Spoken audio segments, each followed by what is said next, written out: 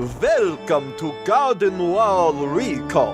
A nostalgic time capsule, a no-spoiler book club of the original Over the Garden Wall fandom. We are your creepy curators. I am Shocking Shelby. I'm Chilling Charlie. And I'm Ella!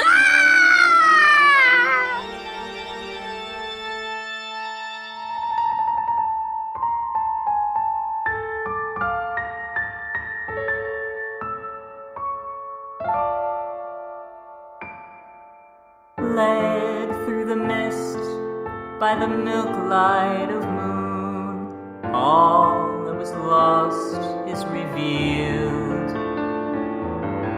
Our long bygone burdens, mere echoes of the spring, but where have we come, and where shall we end?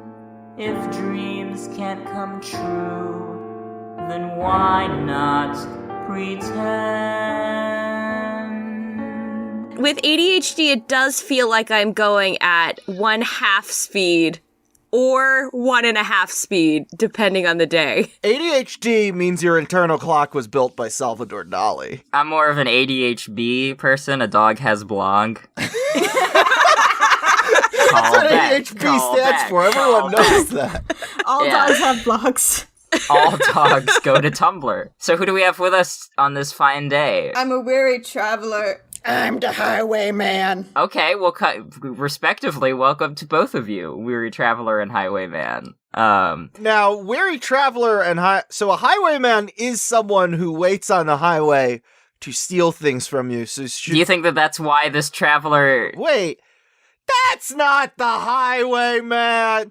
That's What? Abby Kirby. And I guess that maybe still is a Weary Traveler, but specifically, that's Mary McKeon from Into the Falls. Wow, what a get. Big get. Thank you. I'm very weary, though. I hope that's okay. It's okay, because give me your Weary. Give me your Highwaymen, and I adore you two. Me too. Me 3.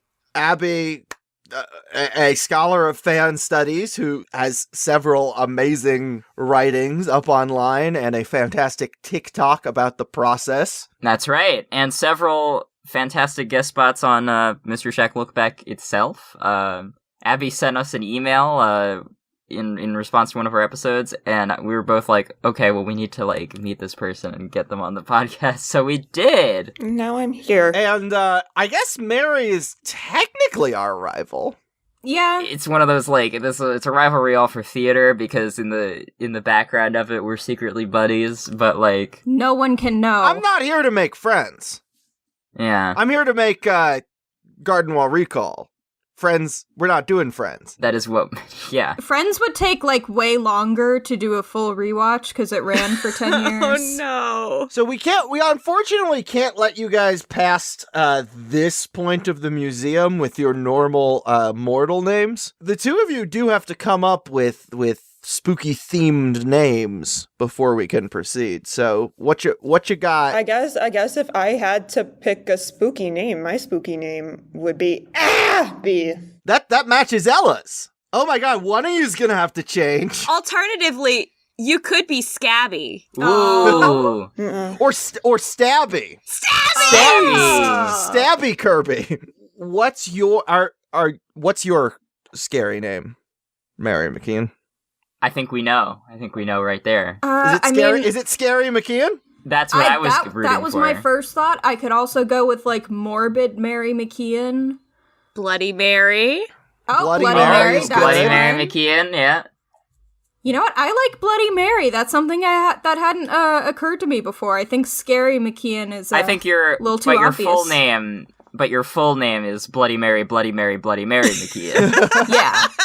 I love Bloody Mary and Stabby Kirby together as names. That's great. Yes. Well, how do you think I got bloody? Abby! Oh, stabbed you. Okay. Do you guys have any fun Halloween stories to tell before we move forward? Went as the house from Up. Okay. Nice. And I like put way more work into it than was warranted, and I didn't realize. No, that's what Halloween is for. Yeah, but it didn't occur to me that I could just use one cardboard box and like draw it on and paint it on. I like made all the different sections and like Amazing. glued them together, Hell and it was yeah. falling apart by the time I went trick-or-treating. This is when I was 19. Aw. But I had like balloons. See, when you said that you went too hard on it, I thought that you flew away with the balloons, and I was looking so forward to that part of the story. I did. I landed here. We're ready to watch The Ringing of the Bell. It's the 7th episode of Over the Garden Wall. It premiered on November 6, 2014 on Cartoon Network. Well, it was written and storyboarded by Patrick McHale, Burt Young, and Tom Herpich. Whoa, Tom Herpich, he went to the same school that I went to, I think. Whoa, yeah, but he won Emmys. Oh. He was a storyboarder on Adventure Time and Steven Universe. Oh. No, all I have is this lousy Academy Award nomination. Yeah. We ready to watch this? I landed here ready. Yeah, from your balloon. Yeah. Then no one shall be devoured alive tonight. Nay, I pray not, Mum. Devoured alive? You're a good girl, Lorna, but you deceive me. I speak the truth, Auntie, I swear. Deceive me not, child. I can smell them. I can smell the children in this house. What, children? I'm like in high school. Yeah, well, you still stink. Shh, you Tell me where you are hiding them, precious one. I... The ringing of the bell commands you. Look. In the basket. You have entered the house of doom, children. Your doom. So, we just watched The Ringing of the Bell. I've realized, like, when I did my rewatch for this fall of, like, the full series, I realized how much of, like, kind of a slow burn horror this show is, because, like, there's scary stuff from the beginning, but it kind of tricks you, because, like, it's using all this imagery like Hansel and Gretel to make you think that you kind of know what's going on. Yeah. Because, like, we all know Hansel and Gretel, and, like, yeah, there's dark imagery, but it's not, like, something we haven't seen before. Yeah. And then, like, in the kind of the latter half, it kind of tricks you, and it's like, no, psych, you have not seen this before. It is going to make you your pants. Right, because now there's no like story trajectory at this point, because last episode, Adelaide, that whole thing kind of just blew up, and now Wirt and Greg are just kind of adrift, and Wirt doesn't want to admit it, but he is losing hope, and the story is off the rails. We're not heading for any wonderful Wizard of Oz anymore. There's no, like, goal. And that makes it a lot scarier, I think. I think my one critique is I wish they had mentioned the Adelaide thing earlier. Like, I'm going to visit my sister Adelaide tomorrow or something, instead of being like, oh yeah, by the way, my sister's evil at the end. Yeah, there's kind of no point to that, like, being, like, a reveal. It doesn't... I mean, I guess it's the dramatic irony of it, I guess. Of like, womp womp. Oh, she's not to be trusted. It's like, yeah, we know.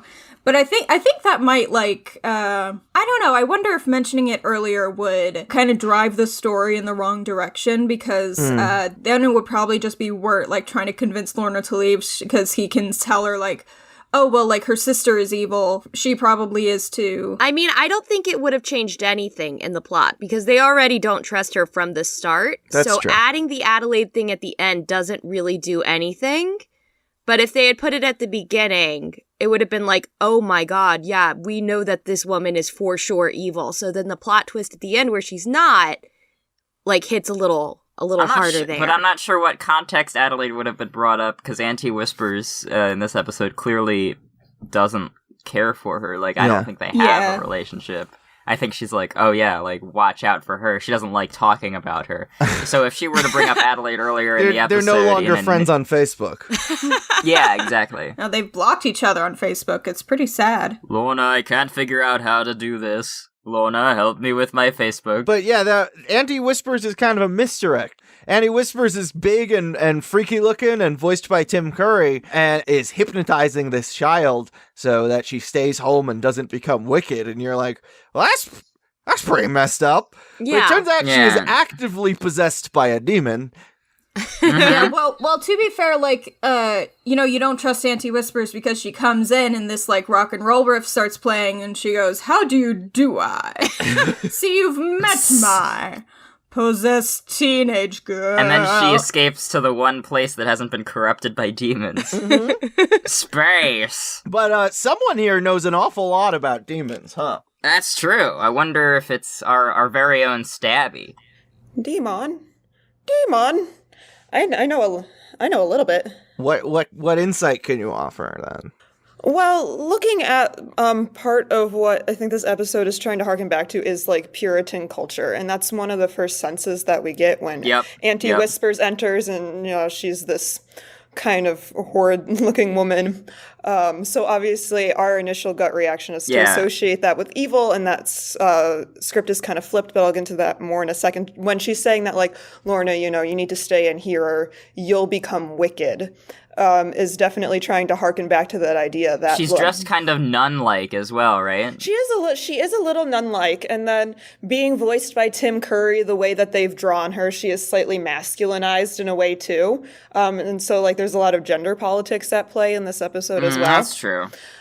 So by having them start off with this element here, they are harkening back to the idea that like, women shouldn't go outside because like when women engage with the world, women are more sensitive. Women are going to be more easily tempted. Mm-hmm. And so much of when we look at demonic possession was thought of to be a thing fundamentally associated with femininity, and that, women weren't as strong mentally or spiritually to be able to resist. I mean, it's like an original sin, right? Original sin and all that stuff. There's back to Eve.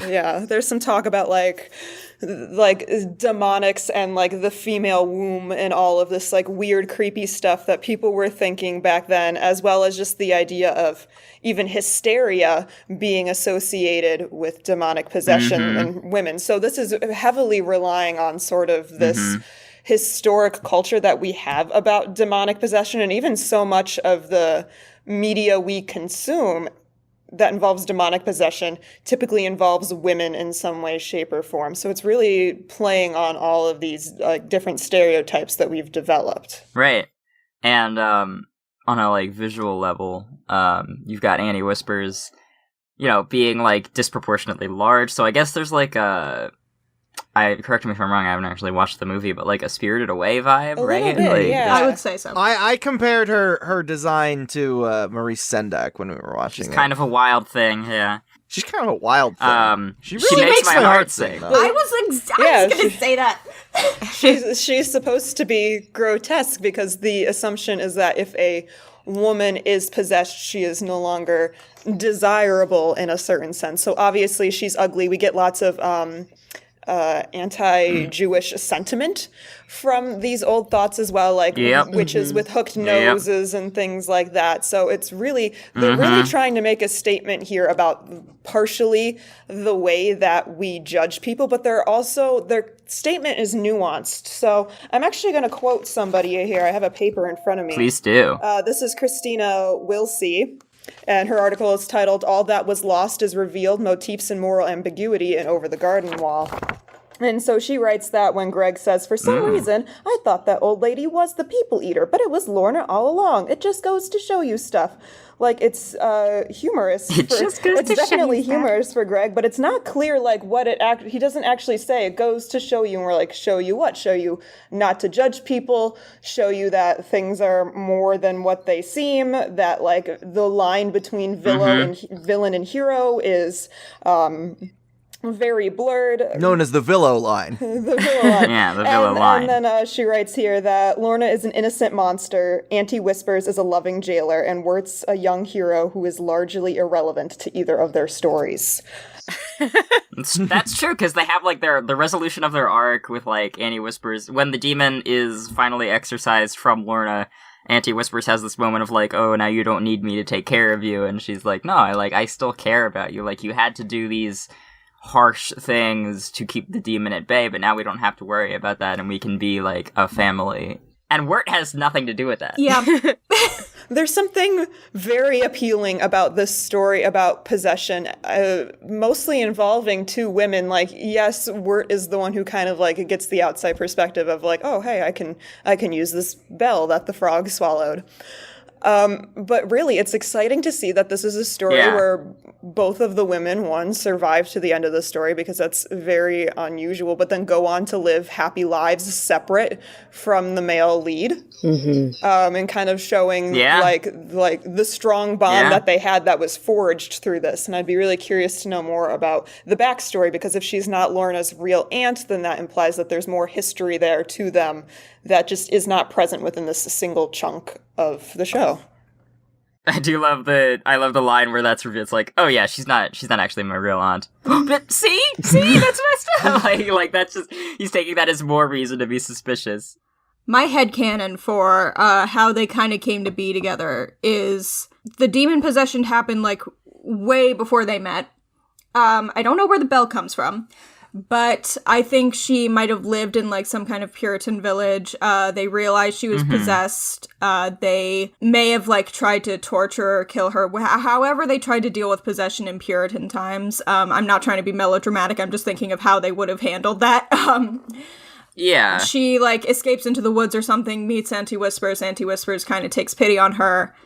And now we're here. The bell is shaped like a skeletal figure that is dressed like how Lorna and Anti-Whispers are dressed. Like the Puritan part of this, I think, is very strong. I do think that there's some connection between Anti-Whispers having the bell and Adelaide having the scissors. So I think we're maybe even getting... That's true like, too, I think there might be some object symbolism tucked away in here somewhere, but I didn't actually prepare to talk about that. So a witch is just a lady with a thing. A witch is just a lady with a thing. And I guess I'd have to do more research. Scissors, to me, imply the fates in Greek mythology, but I wonder where a bell would mean. Well, the bell wears the same, like, kind of hood thing that like Lorna and Anti-Whispers wear. I mean, they seem to like wear it every day. Like it's kind of a habit. That's a good one. Google came to my aid here, guys. Yeah. So I just quickly looked up bells and symbolism relating back to Puritan times, and I got a few things here. One being that it was like a hearkening of the dead, and I can get more into that later on. But the other one here that I think is really interesting is, according to this one little blurb on WordPress, haven't vetted this, so nobody come at me in the comments. Podcasts don't have comments, baby. You know, don't come at me on Twitter. I did not have 24 hours to work on this. It says that the act of ringing a bell is symbolic of proselytizing religions, but it implies the pointless interference with the quiet of other people. Meaning that, like, because there's these heavy ties to Puritanism, the ringing of the bell represents the absolute uselessness in trying to control the demon that is possessing Lorna. There's an interesting note here in the art book that if this were a historically accurate Puritan household, it would have a dirt floor, but then the bit about sweeping would make no sense. I got the DVD and I listened to all the commentaries. It was just the same thing in the art book. It's just they talked about, like, this technically wouldn't happen. He also, one of them, I don't remember which one. It was either Pat McHale or Nick Cross. They're the ones doing the commentary for all 10 episodes on the DVD.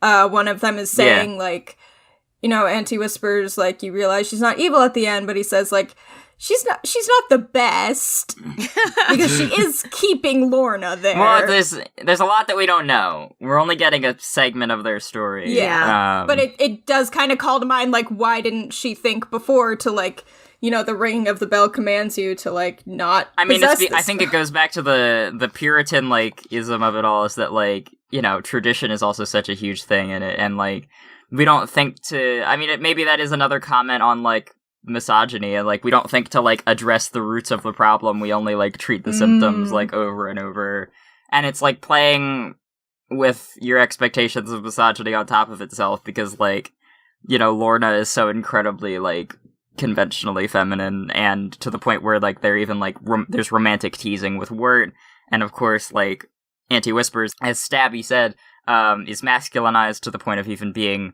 voiced by Tim Curry, if you can call that masculine. I mean, given Tim Curry's repertoire. They're playing with something there. They're kind of poking at us in the sense that, like, ooh, society and culture are very gendered. Well, screw that. And the hysteria thing is definitely there with, like, oh, you talking to a person that isn't me? You'll become wicked. Like, it's so...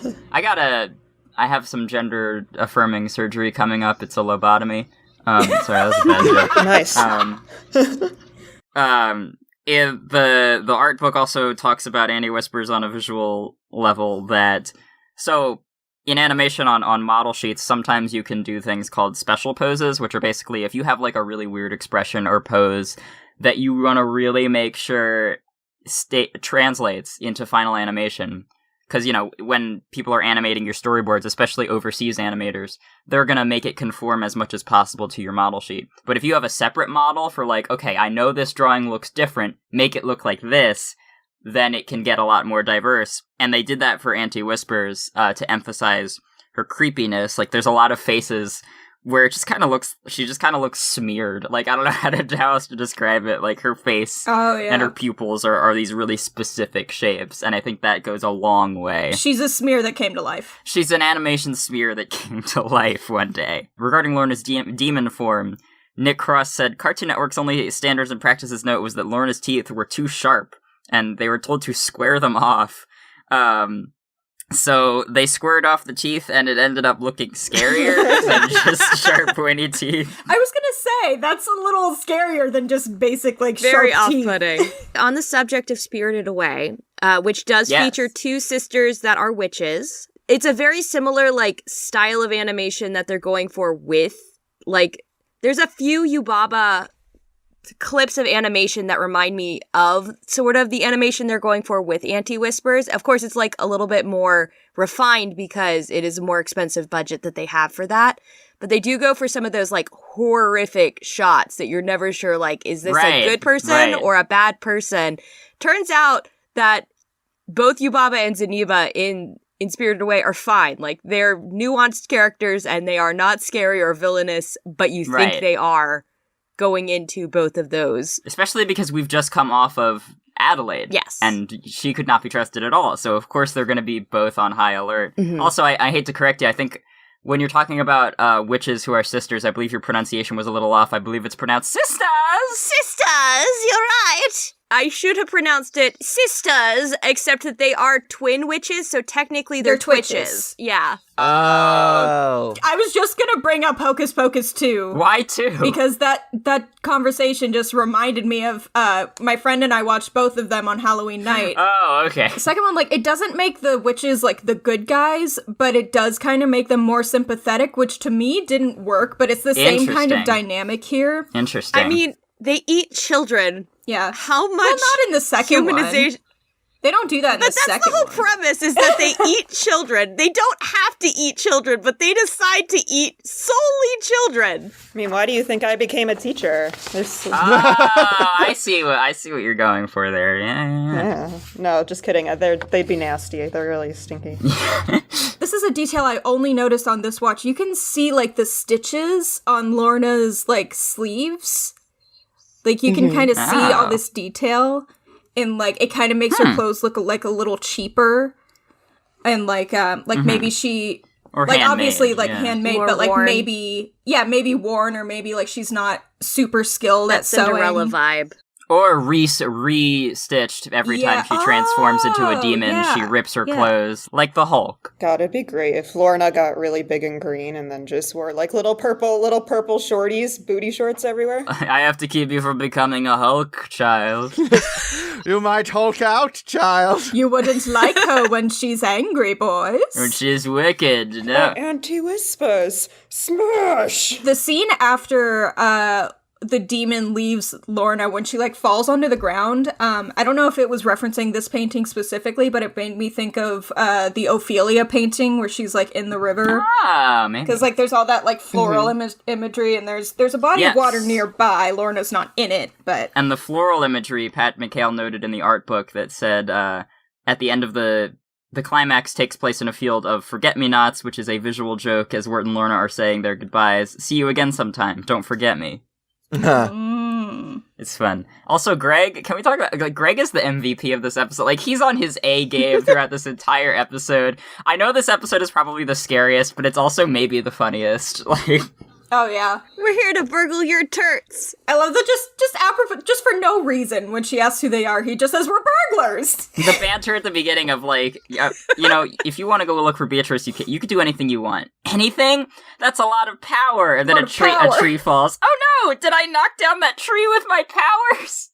And then it's Greg's idea to start ringing the bell in the frog, and Why does Lorna have to sort those bones? That seems cruel. They're making a catacomb, which is what you would have done with bones, perhaps during Lorna's time. Catacombs have existed throughout different parts of history and in different areas, but basically if you have a lot of dead people, you just can't keep putting them in the ground. That's gonna take too long.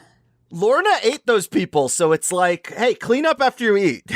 Oh, that's true. But yeah, no, they're definitely making a catacomb down there, which is just like such a really cool little detail, which is what you would have done when you had a lot of bodies all at once. And I do. exactly. And like, where are they supposed to bury all of those people? In the lake. Would be the other thought. Under the dirt and floor. There's something in their basement, so it makes sense that they'd put a catacomb down there, because that's what people did. If you had the space for a catacomb, You and if you got had the the bones. bones, you'd put one down there, because it was just what you did. Don't Just waste the your bones. bones. It was considered the height of culture to like take somebody downstairs and be like, and this is my catacomb filled with all of the bones. Some of them belong to my relatives and some of them do not. Hey, would you go stand on the other side of that half-finished brick wall for a moment? I'm gonna start building a catacomb when I get my wisdom teeth out. Oh, you're gonna have a lot of teeth coming out then. I'll just build a really tiny catacomb. Every catacomb starts with a bone. That's true. You gotta start somewhere. Every journey starts with a single step, and every catacomb. You take this tooth and you start your fortune. My last note on this episode is that for as terrifying as Andy Whispers is, and the, like, build-up, I always laugh without fail when when she catches Greg in the attic and is like, oh, did I leave the bell on the nightstand? Like, it's her first moment where she cracks, like, where she, like, a human moment for her. It's like, After a quick instrumental interlude, we will be back with the subsequent episode. those are a lot of $1 million words there. Everything is nice and fine all the time. The softest clouds and rainbow skies, ain't gonna lie. We always have the most spectacular time together. Everyone is sitting pretty on top of the weather. Lasso a cloud and make the flowers grow. Tie them in a bow to throw at the end of the show. Our songs are filled with love, the sweetest love, and we can send them down to you with a little shove. So hitch a ride into the sky and join our band. Bring harps and lutes, kazoos, trombones and flutes, or just your pots and pans. We can ride a little jig out on the mighty blue, and we will be here just for you, through and through and through. We're back! We are? That was almost like time traveling. You studied time travel. I did study time travel. Let's watch a cartoon. A cartoon! Yeah, I love cartoons. It's my favorite way to travel through time. Can we watch Babes in the Wood? What, Babes in the Woods? What is that? The 8th episode of Over the Garden Wall, the one that premiered on November 6, 2014 on Cartoon Network, that was written and storyboarded by Mark Bodnar, Jim Campbell, and Burt Yon. Mark Bodnar being a background artist, painter, previously on Secret Mountain, Fort Awesome, Steven Universe, and Uncle Grandpa. Can we watch that? I would love I to. wanted to watch Rocky and Bullwinkle. Oh, okay. You can watch Rocky and Bullwinkle, and we'll see where this discussion goes with us watching different Two things. different things, yeah. Okay, are there more?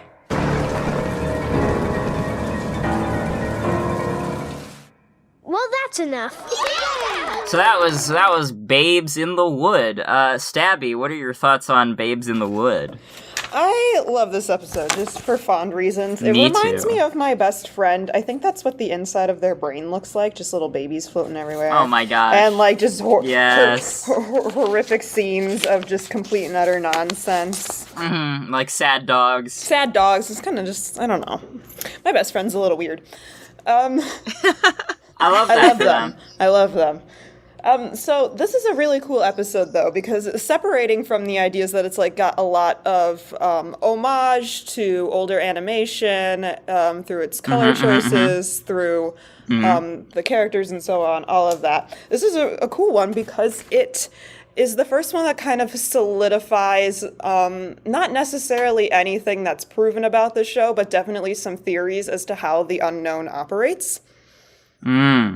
So to start off with this, I just want to take some quotes here from an article called A Shift in Storytelling Over the Garden Wall as a Literary Reconstruction of Dante's Divine Comedy by Manuel Montero Camacho and Guillermo Alonso Manchero. So they do a couple of things here. They note that at this episode is where we kind of, if you're familiar with the hero's journey, where we like almost complete that character arc or that circle, depending on how your teacher taught you about it in like 7th grade or whatever. But that something happens in this section called the apotheosis. Which is part of the hero's journey, classically, where a character is physically or metaphorically about to die, or perhaps live in spirit, transmuted into a state of divine knowledge that serves as preparation for the hero's return. And we get this in 2 separate senses. Right. We get this in the part where, like, Wirt has started to give up.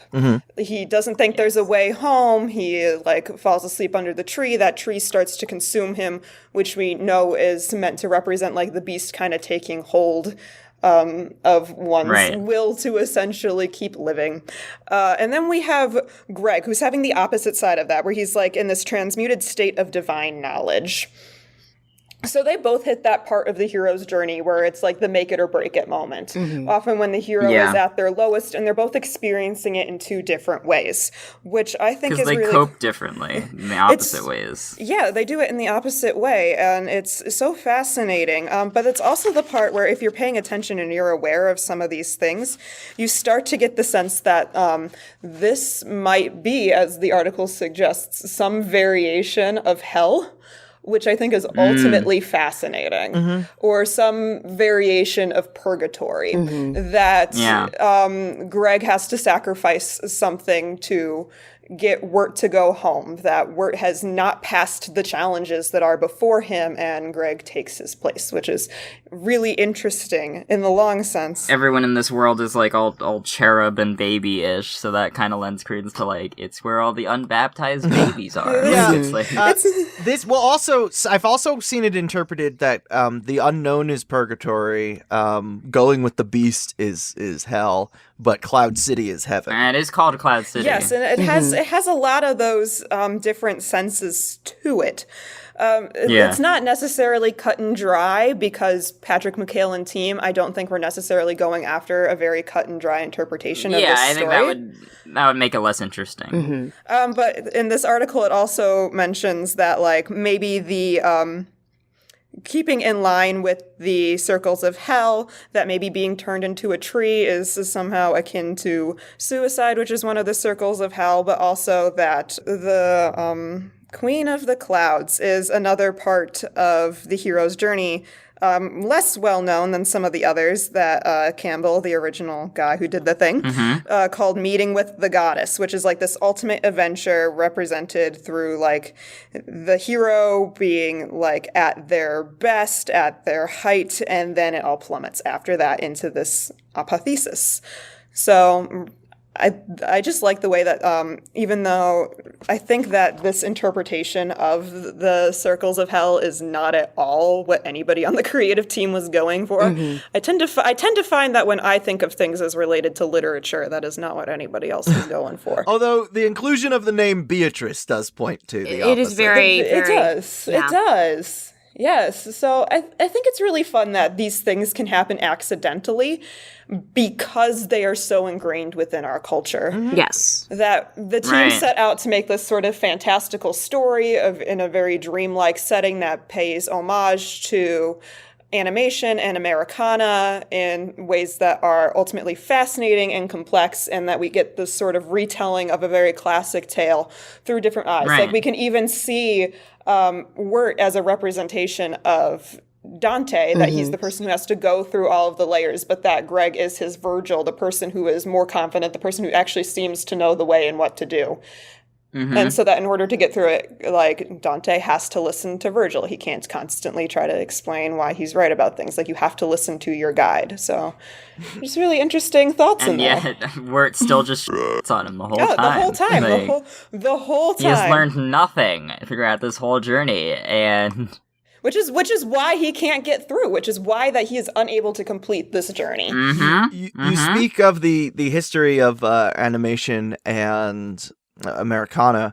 So the designs of the Cloud City inhabitants were based on 1800s Valentine's Day cards, but then in the storyboards it started to take more of a 1930s animation, Alice comedies sort of feel, which is something they like to do is take influence from what those cartoons took influence from. Right, and now it feels incredibly authentic to like the Alice comedies, which were these very early Disney shorts with a live-action child actress and all these little animated creatures, and it was all Alice in Wonderland riffs, and it was the first appearance of Pete. Good old Pete. There's something about the design of all these creatures and the way they move, like, even though it's obviously all animation, Greg feels like, relative to these creatures, he is live action. Like, he is a live action, like, real 3-dimensional human in this world of pure wonky cartoons. Yeah, he's very reactive to things. He watches what is going on around him, and everyone else has these kind of movements in unison. Yeah, and it's almost like the way that he moves and the way that he interacts with all the stuff is like, he doesn't interact with the other characters in a way that would be technically impossible to do in a 1920s hybrid film, you know? Like, he kind of, when he's beating up the villain of the episode, the Old North Wind, it's, like, off-screen. It's, like, inside this little house. And I love that he does, like, the little, like, he pushes up his sleeve, like, why, Iota? I'm gonna get ya. So there's a little Alice comedies. There's a lot of, like, the, I don't even know what the technical term is, but, like, just... a circle, like just a circle frame, like it's sort of like the periscope. Yeah, the periscope. I was gonna say iris, but I think we talked about that it's like a Nickelodeon in that. Yeah. You're just looking through the lens. Yeah. And according to the art book, there's an animated film, Hansel and Gretel, an opera fantasy, which is a stop motion adaptation, and one of the Silly Symphony shorts called Winkin', Blinkin' and Nod. Which I assume is about dreams, or it's about Abe Lincoln. Or a dream that Abe Lincoln has.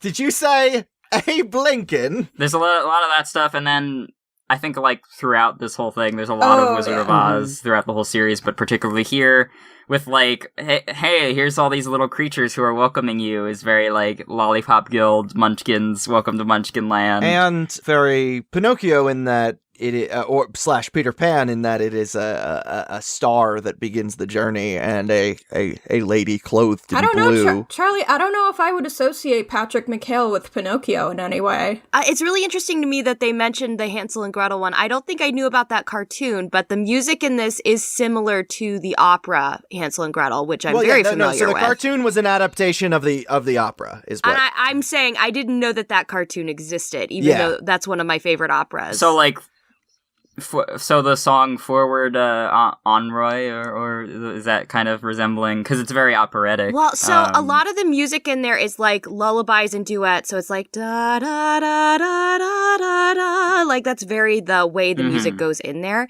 The music in this is very similar to the music in Hansel and Gretel. By Engelbert Humperdinck, which is a fantastic name. That's the name of my firstborn child. Well, now I get to steal them. It's really interesting. I'm going to quote my other article here one more time. We'll see.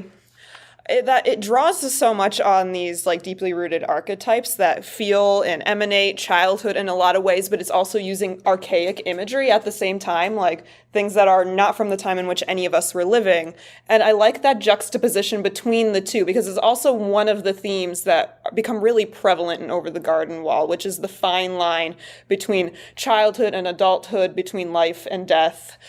And the way that they use animation in this very particular episode I think is what makes that divide the strongest and what causes both the characters and the audience to ponder these things the most. There's a scene where, as Greg is being transported to Cloud City, there are disembodied child heads that appear around him, and that is specifically a nod to the 1955 film The Night of the Hunter, which of course came up Well, we watched together for the first time. when we all watched sock opera as well, Gravity Falls sock opera. Well, where's Lillian Gish's disembodied head showing up in the middle of them to read them Bible passages? It got disembodied. Yeah. Well, something I realized watching this episode is that, like, the plot itself is pretty similar to Night of the Hunter, because it's these two siblings who are being chased by this malevolent sort of being. That's and true. they're kind of on their own, That's and one true. of them is, like, old enough to really know what's going on, and or so he thinks, Yeah. and then the other one is, like, young enough and, like, innocent enough that he's not really scared, Yeah. and he kind of trusts this force. I trust the Force when I go to Cloud City.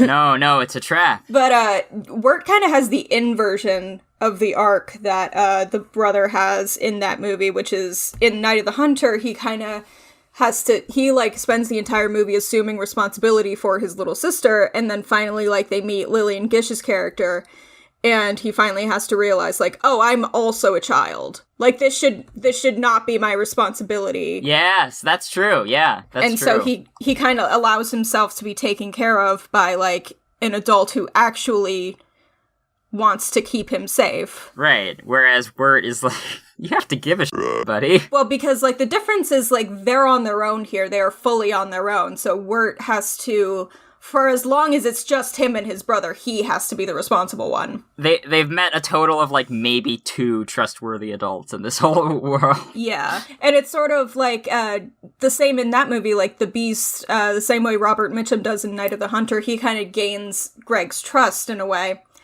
Yeah. Ooh, that ending. Yeah, that ending is very disturbing. That's actually my last note. But my next one is this actually innocent, or is it a trick by the Beast, i.e. Mabel Land? Because pretty much until this year, I've taken it at surface level that, like, oh, this is actually happening, and then there's just kind of a scary end to it. But, like, I'm starting to think, and I'm seeing people theorize that, like, maybe the Queen of the Clouds was some kind of illusion by the Beast. That's the Beast's drag name. Yeah, well, she like... I love it. She, like, tells Greg, like, oh, it's too late for your brother. The tree has already, like, kind Right. of claimed him. But then, like, Wirt gets up and he's able to just pull it off. Now, was that because Greg made the wish to free him? Or could he have done that the whole time Right. and Greg was being tricked? I mean, it is interesting because the Queen of the Clouds does have operatic tendencies, as That's does the true. Beast. Yeah. Oh, Yeah. And we don't see any other characters that do that, yeah. Mm-hmm. That's true. As well as Mabel Land in Gravity Falls, of course, comes at the same point in the story that Stabby was talking about, like the low point, the point before, like, Yeah. we have to figure out what to do for this climax to finally solve this problem, but now we're, like, in this other land. And I feel like the fan response to the episodes was also similar, because, like, I don't remember, I feel like I remember people just kind of dismissing this episode as, like, oh, it's filler. It's like, it's not. It's actually, like, really important and really funny, and why do people hate funny cartoons? It kind of makes you let your guard down. And like what I was saying about slow burn horror in the last one. The last episode was like, that's horrifying imagery. This one ends on, like, a terrifying, like, implication. Because you don't see Greg's face. He just says, like, okay, goodbye, and then he goes off with this stranger who we know is The Beast, yeah. like a predator, basically. Yeah. And, like, Wirt wakes up too late to do anything about it, and that is abjectly terrifying. You could even go as far as to say that Beast and Predator are nearly synonyms. True. They are. Yeah, that's true. But you can teach you can teach a man to fish. But You could teach a fish to man? can you teach a fish to man? Apparently you can, because that's how Wirt falls through the ice into the cold water, and unfortunately does not die. Gets caught in a manning net. Mm-hmm, a manning net that is being fished. He does not follow the advice of the climax of Finding Nemo, where you just swim down. You just swim down. I'm thinking of getting some like man net gloves. Yeah. man-net stockings. Even. I have some man-net stockings. I haven't had a chance to wear them yet. So he gets caught by a mannerfish, and Beatrice is there on the boat as well. A bannerfish, yeah.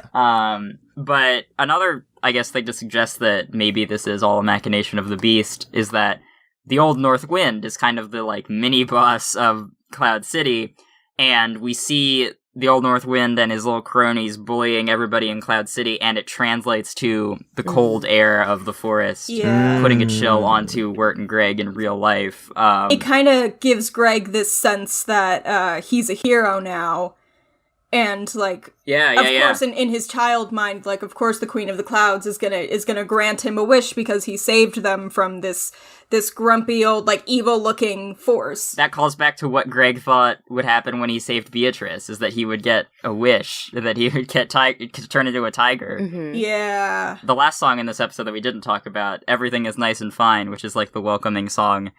I love, like, for, like, a very specific, silly reason, is that, like, halfway through it changes the time signature and becomes a waltz, because it goes from, like, do do do do do do, and then it goes, so hitch a ride into the sky. Like, it's really, I like that.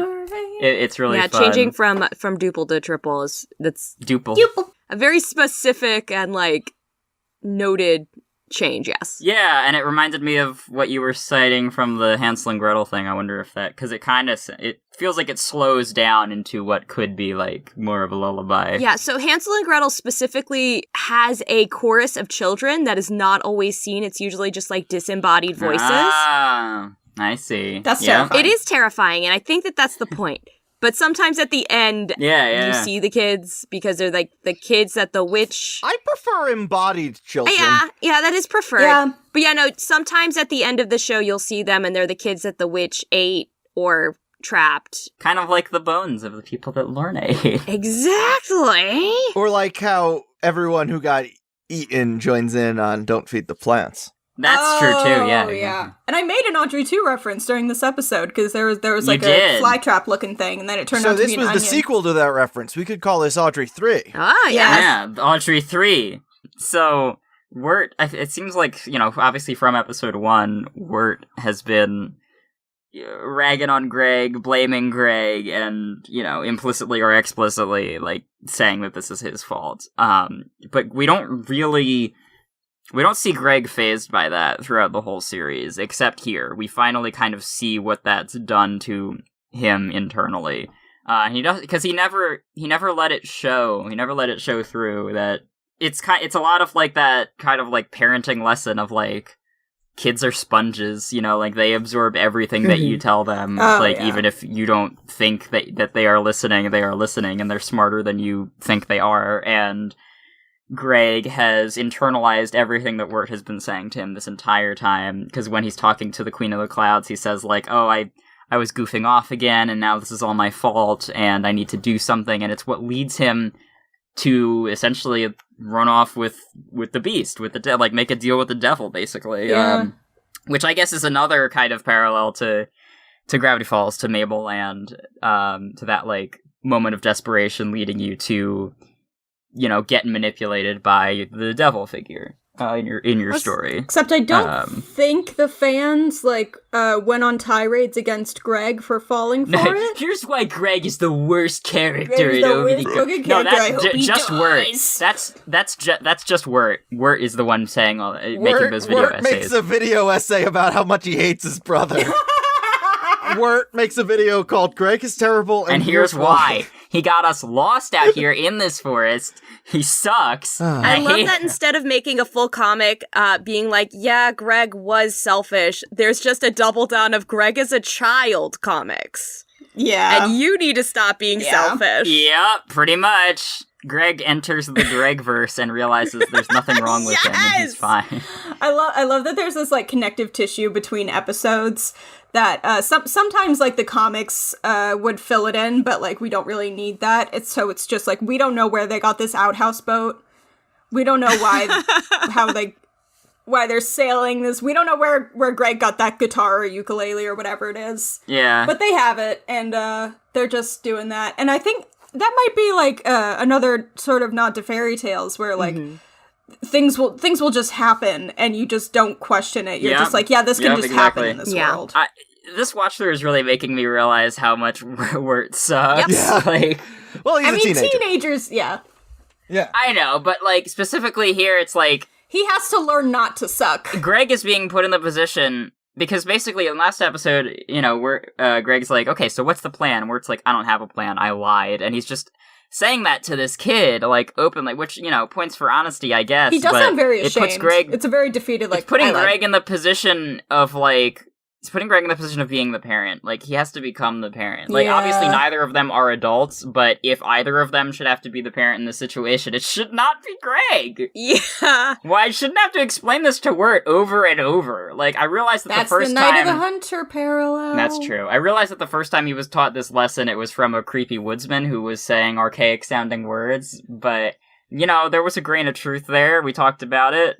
But I guess we'll see how it all wraps up next week. It's a good thing Elijah Wood is very likable. Elijah Edelwood? But I'm just gonna rest here against this nice shady tree and give up all hope. I'll join you. I will use a single leaf. Oh yeah, that was so adorable. I'm gonna wrap myself in these roots. They seem really comfortable. It might be a nice kind of pressure stem for me. Yeah. So while my friends are dying, I just wanted to say real quick, if you want to find more episodes of this podcast, you can go to our host network, pipedreampodcasts.com, where you can find other shows like Escape from Walt Disney, How Did This Not Get Made, Come on Fuquapods, and Pod Made You Special.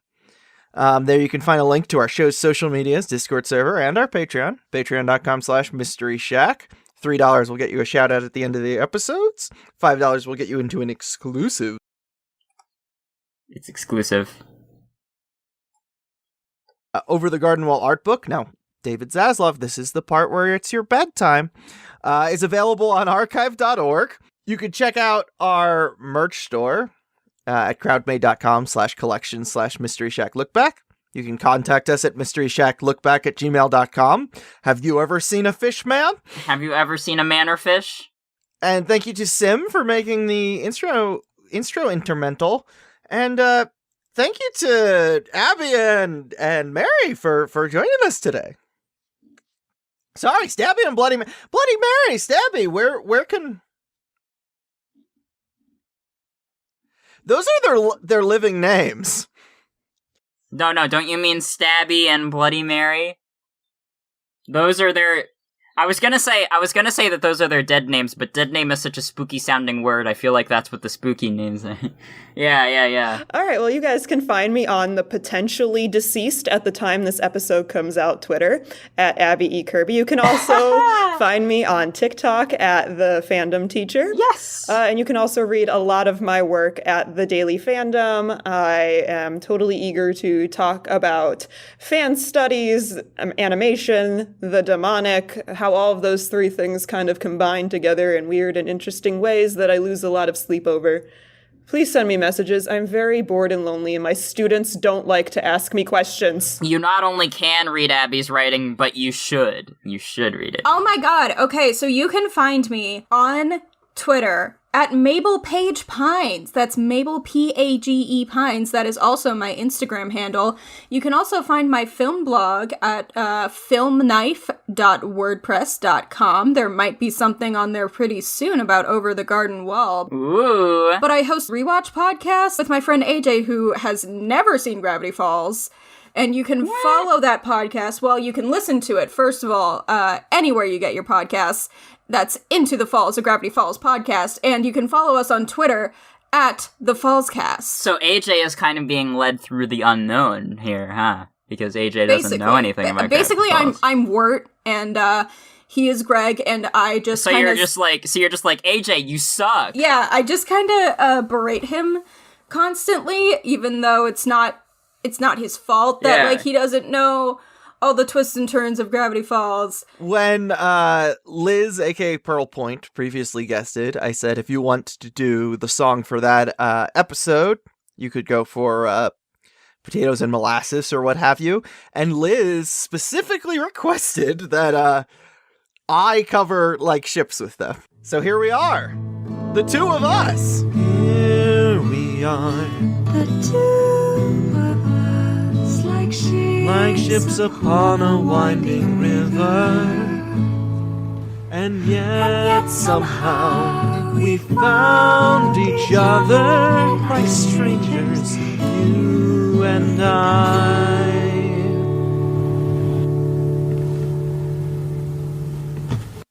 Woodsman, the time has come once again. Indeed. The moon glows full above. It must be time to thank the patrons for keeping this lantern fueled as I toil in the depths of the forest. Our dearest gratitude to Daddy Driftwood. Daddy Buttons. Adam with 2 A's, a D, and an M. Easy Snake Oven. Friendly local geek. Hope. Hugh Salinas. Jamie Belts. May. Oliver Pluto. Tuno Series. Richard Scanlon. Ro Davis. Samantha Angley. Spencer Neil Campbell. Vanillin Zucker. Petey Piranha Plant. B. Calisota. David Gansel. Gwen Prime. Delphine Dussy. Junior Bra. Jessie Marie McDougall. Ryan Faber. Mumbletine. D. Wumbletine. Elizabeth Neuenfeld. Stephen Patrick Mulholland. Sterling Jubilation Axel. And roll for Arcana. Be sure to keep that lantern lit, Woodsman. Pray you don't disappoint me. Help me carry my endless burden through the night at patreon.com/mysteryshack.